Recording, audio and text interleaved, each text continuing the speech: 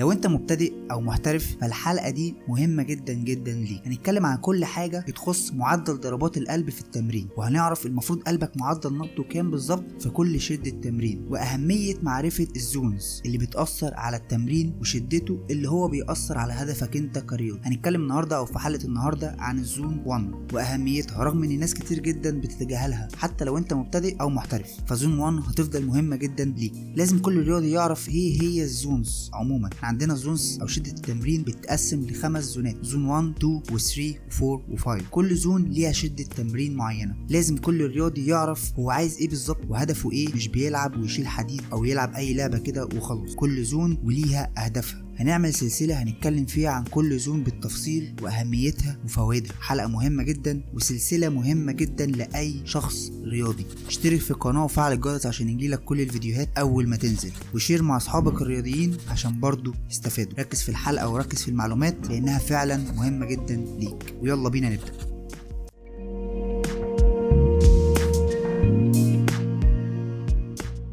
قبل ما نبدأ ونقول ايه هي الزون 1 لازم نعرف احنا ازاي بنحسب ضربات القلب عموما، لان احنا هنقسم شدة التمرين زي ما قلنا ل5 زونات او 5 زونز. كل زون بيكون ليها نسبة مئوية معينة علشان على اساسه نعرف احنا في انهي زون دلوقتي من التمرين. الموضوع يبان ملخبط شوية بس استنى معايا وهتفهم كل حاجة في الاخر. دلوقتي الحد الاقصى لنبضات قلبك بتتحسب ازاي، او الماكسيمم هارت ريت بتتحسب 220 ناقص عمرك. معدل النبض الطبيعي بيتغير حسب العمر، فكل عمر واحد للتاني مختلف. فمثلا شخص عنده 30 سنه بيبقى معدل او الاقصى نبض يوصل له في عمره ده 220 ناقص 30 بيساوي 190 نبضه. يبقى كده الماكسيمم هارت ريت عند شخص عنده 30 سنه 190 نبضه. بعد كده بقى احدد انا في انهي زون واضربها في الماكسيمم هارت ريت. طيب وانا اعرف ازاي ان انا في انهي زون بالظبط؟ زي ما اتفقنا شده التمرين بتكون 5 زونز: خفيف جدا وخفيف ومعتدل وصعب جدا. انت بيكون معاك اي سمارت ووتش وتشوف انت نبضات قلبك وصلت لفين بالظبط في التمرين، سواء بتتمرن او بتجري او حتى بتمشي. وانا هقول لك لما نيجي نتكلم على كل زون النبض بتاعها بيبقى من كام لكام او منين لفين. يعني هنمسك مثلا كمثال دلوقتي الشخص اللي عنده 30 سنه ده والماكسيمم هارت ريت بتاعته 190 نبضه. هو مثلا عارف ان شده تمرينه بيبقى في المتوسط دي يعني زون 3 اللي النسبه المئويه بتاعتها من 70% ل 80% من الماكسيمم هارت ريت بتاعتك. يعني هنقول ان 190 في 75%، 190 اللي هي الماكسيمم هارت ريت في 75% اللي هي زون 3 يعني بيساوي 142 نبض. لو الساعه بتاعتك او السمارت ووتش جابت لك ان انت في المتوسط ال 140 نبضه او ال 142 نبضه، يبقى هتعرف كده انك محقق الزون بتاعتك واخد منها كل فوائدها اللي هنتكلم عليها في حلقه الزون 3.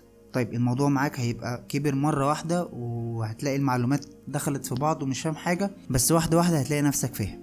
طب تعالى نعرف الأول ايه هي أصلا شدة التمرين او ايه هي العوامل أصلا اللي بتأثر على شدة التمرين. شدة التمرين ده اللي هو العامل الأساسي أو الرئيسي اللي بيأثر على التدريب بتاعك والمستوى البدني. فإذا كنت عايز تعلي اللياقة البدنية بتاعتك فأنت لازم تزود شدة تمرينك. ده غير إنك لما تعرف شدة تمرينك ايه بالظبط هتكون عارف انت عايز ايه من التمرين، او إذا كنت عايز تزود حمل في التمرين او تقلل شوية في التمرين وهكذا. طب العناصر اللي أصلا بتأثر على شدة التمرين ايه؟ أول حاجة صعوبة التمرين أو شدته، اللي هو الوزن اللي انت بتشيله ده بيأثر على شدة تمرينك سواء بيعليها او بيزودها. تاني حاجة زمن التمرين بتاعك لما يبقى نص ساعة غير لما يبقى ساعة غير لما يبقى ساعة ونص. نفس الكلام التكرارات لما تعمل تكرار 10 غير لما تعمل 15 غير. تالت حاجة الراحة اللي بتكون بين التمرين او بين المجاميع. رابع حاجة سرعة التمرين، السرعة اذا كنت لو بتجري فانت لما تمشي غير لما تجري. كل ده بيأثر على شدة التمرين. طيب ايه هي بقى الزون 1 وايه النسبة المئوية بتاعتها؟ زون 1 تعتبر اخف منطقة، بيكون نبضها من 50% ل 60% من الماكسيموم هارت ريت. تقريبا كده الدنيا ابتدت توضح شوية وازاي نقدر نحسب ال 50% او 60% ماكسيموم هارت ريت ايه بالظبط لكل جسم او لكل عمر. غالبيتنا او كلنا بنعدي على المنطقة زون 1 سواء لسه انت بادئ كمبتدئ او كمحترف رياضة، وده لان التدريب على الشدة دي مناسب جدا للاحماء او الريكفري. ولما بتكون في الشدة دي في منطقة الزون 1 بتقدر تتكلم بسهولة من غير ما تنهج. لو انت لسه مبتدئ فالمنطقه دي اللي المفروض تبدا فيها، مش اقل من كده. ده لان الزون دي هتاخد تمرينك لمستوى المفروض انت ما وصلتلوش قبل كده، تدريب اول مره تعمله بجسمك، انت بتخض جسمك بتدريب او بمجهود لسه اول مره تعمله، فانت هياخدك المفروض للمنطقه دي للزون 1. فطبعا بما انك لسه بادئ او لازم تبدا واحده واحده وتعلي شده تمرينك واحده واحده، ما ينفعش تعلي شده تمرينك مره واحده وتبقى في زون 2 او 3 او 4 من غير ما تعدي على زون 1 وانت لسه مبتدئ. فانت لما تبتدي بزون 1 واحده واحده هيحصل عندك ارتفاع في ضربات قلبك، وهتجري الدوره الدمويه عندك، وهتحرق شويه سعرات حراريه. من اهم فوائد المنطقه دي انها بتحسن الكتله العضليه لانك بتقلل شويه دهون اللي متخزنه في الجسم. فلو انت لسه بادئ او مبتدئ فزون 1 او زون 1 كافيه جدا ليك في الاول زي ما قلنا. فانت هتاخد كل فوائدها اذا كنت بتجري الدوره الدمويه او بتحرق شويه سعرات حراريه، وواحده واحده تقدر تعلي في شده تمرينك او في الزون اللي انت تبقى فيها.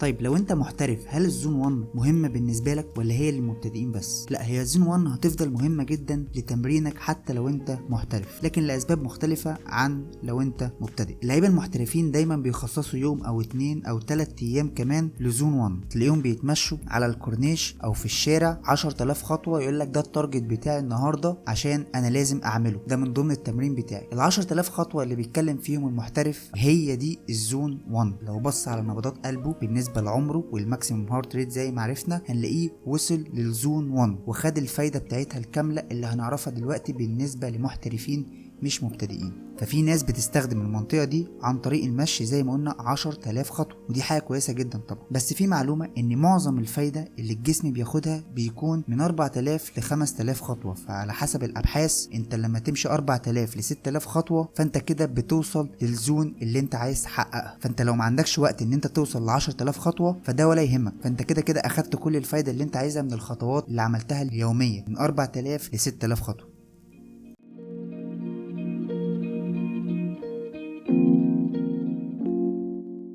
الرياضة الشائعة عشان توصل لزون 1 بسهولة جدا هي المشي، والمشي في الهواء، وهنعرف اهميته كمان شوية. لكن لو انت هتلعب حديد في صالة الجيم فسهل جدا انك تعدي المنطقة دي، فلازم تكون واخد بالك لو انت بتلعب في زون 1. طيب تعال نتكلم عن أهمية الهضم وهنعرف دلوقتي ليه. كنت قريت قبل كده إن في صيني بيقول لو اتمشيت 1000 خطوة بعد العشاء فأنت هتعيش 99 سنة. اللي بيحصل هنا إنك بتاكل وجسمك بيبدأ بهضم أو تكسير الأكل اللي أنت أكلته، فبيكون للأكل فيه 2 أوبشن. أول أوبشن لو أنت استريحت فهو هيخزن الأكل ده على هيئة طاقة لليوم التاني، لكن لو أنت رحت لعبت رياضة فهو هيستخدم الطاقة دي وهيعمل عملية ميتابوليزم للجلوكوز بدل ما يخزنه. فأنت لو مشيت شوية بعد العشاء فده كويس جدا ليك، لأنك مش بتحرق شوية أكل بس، لا انت بتمنع نفسك من تخزين الجلوكوز في اجزاء مختلفة في جسمك على شكل دهون. دي اول حاجة. تاني حاجة مهمة برضو اللي هنتكلم عليها دلوقتي، لما تكون عايز تتمرن زون 1 لازم تكون بره في الهواء، مش في الجيم ولا في البيت. لكن لو عايز تكون في زون 3 او 4 او 5 فده لازم تكون في بيئة محكمة اكتر زي صالات الجيم او حمام السباحة او على عجلتك او التريد ميل، ده هنتكلم عنه في الحلقات الجاية. لكن عشان توصل لزون 4 او زون 5 بره في الهواء فده صعب شوية. فالمسألة متقاربة. يعني مثلا لو انت على شط وعايز تكون في زون 1 فانت ممكن تتمشى على البحر، لكن لو عايز تعلي شدة التمرين او شدة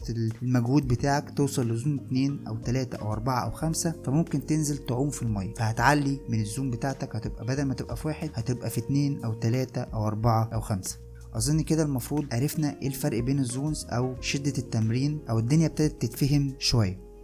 الناس اللي لسه بادئه او الناس المبتدئه في الرياضه صعب جدا يفضلوا في زون 1 الحقيقه، ده عشان معدل ضربات قلبهم بتعلى بسرعه جدا، طبعا عشان ده مجهود جديد عليهم، وعاده بيوصلوا لزون 2 و3 وهم مش واخدين بالهم. فلو انت لسه بادئ او بتدور انك تخس او تجري الدوره الدمويه، راقب معدل ضربات قلبك عشان تفضل في زون 1 او حتى زون 2 اللي هنتكلم عنها في الفيديو اللي جاي. اتاكد انك عامل اشتراك ومفعل الجرس عشان يجيلك النوتيفيكيشن اول ما الفيديو ينزل.